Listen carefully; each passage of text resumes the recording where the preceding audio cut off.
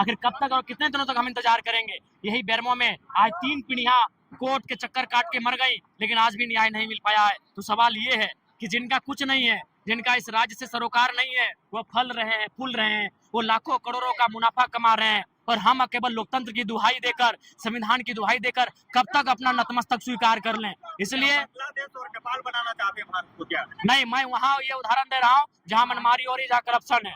अगर करप्शन है, जहाँ मनमानी है, जहाँ गलत हो रहा है, वहाँ जनता को एकजुट होना चाहिए और प्रबंधन हो चाहे सिस्टम, उसके खिलाफ लड़ना चाहिए। 1.5 करोड़ फिरौती की बात की, क्या ये राजनीतिक बिल्कुल, सही बात है? ये सच्चाई है।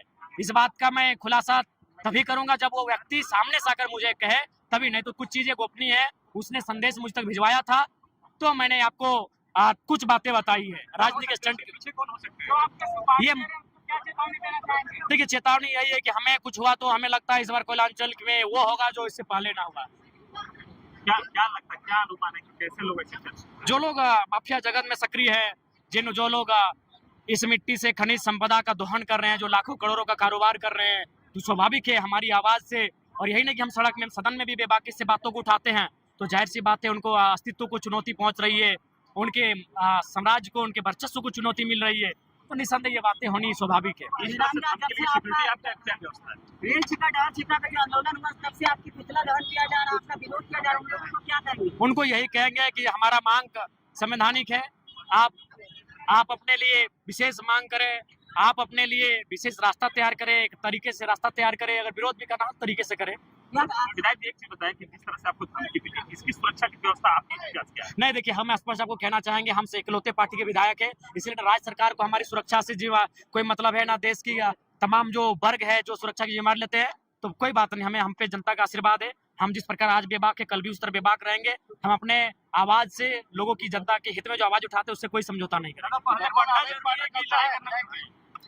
देखिए, लड़ना भी आवश्यक है, क्योंकि समय समय पर आपको इस अग्निकुंड में, आंदोलन की अग्निकुंड में अपनी आहुति देनी पड़ती है, चाहे वो आंदोलन के रूप में या बलिदान के रूप में, वो स्वतः चलता रहेगा।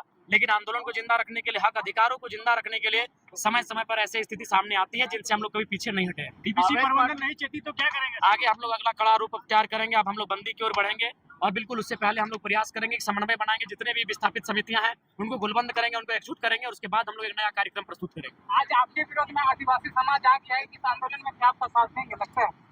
देखिए, आदिवासी समाज, मैं जिस क्षेत्र में हूँ, निसंदेह उनकी भी तनिक मनिक विस्थापन हुआ है, और उन्हें भी कम से कम इस विस्थापन की लड़ाई में सहयोग करना चाहिए। उसके बाद उनकी मनसा जैसी भी, उन्हें अगर लड़ना है तो विस्थापन के खिलाफ आके लड़े। जिस प्रकार वो गोलबंद हो रहे हैं, झारखंड की अस्मिता सुरक्षा को लेकर गोलबंद हो।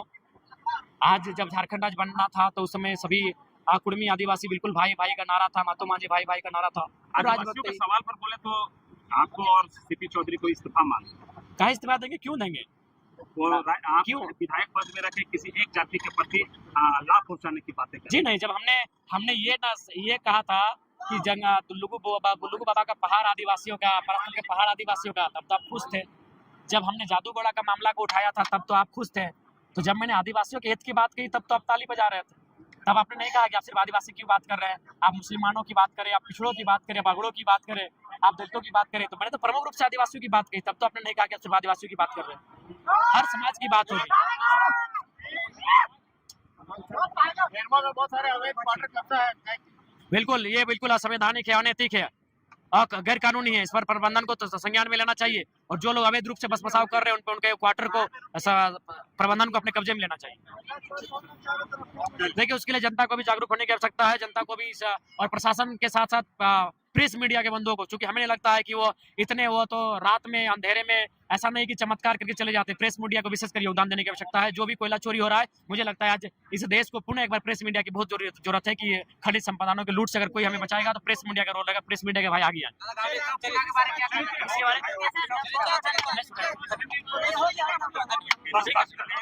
नमस्कार, आदाब। आप सभी जानते हैं पत्रकार बंधुओं कि झारखंड एकमात्र राज्य है जहां के लोगों को आज भी छला जा रहा है, जो खनिज संपदा में अव्वल है, जो साधन संसाधन में अव्वल है, जो इस देश को उन्नति का रास्ता देता है। आज वो राज्य नीतियों के कारण, प्रबंधन की दुर्व्यवहार के कारण लगातार छला जाता है, और उसी के क्रम में आज ये जन आक्रोश जनसभा का आयोजन किया गया था। और हमने स्पष्ट कहा है कि आप आज की बात ना सुने।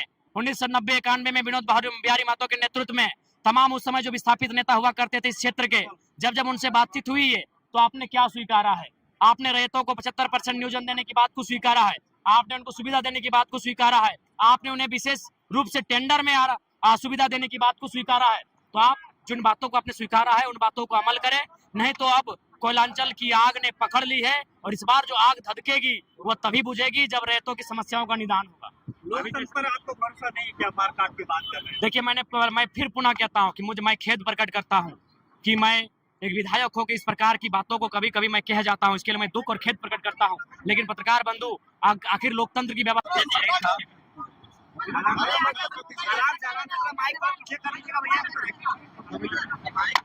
सबसे पहले लोकतंत्र की चौथे स्तंभ जनमानस की बुलंद आवाज,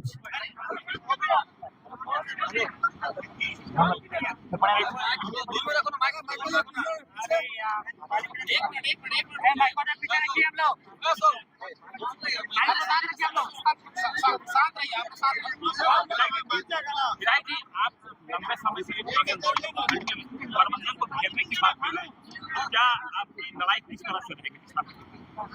सबसे पहले लोकतंत्र के चौथे स्तंभ तमाम मीडिया बंधुओं को जोहार।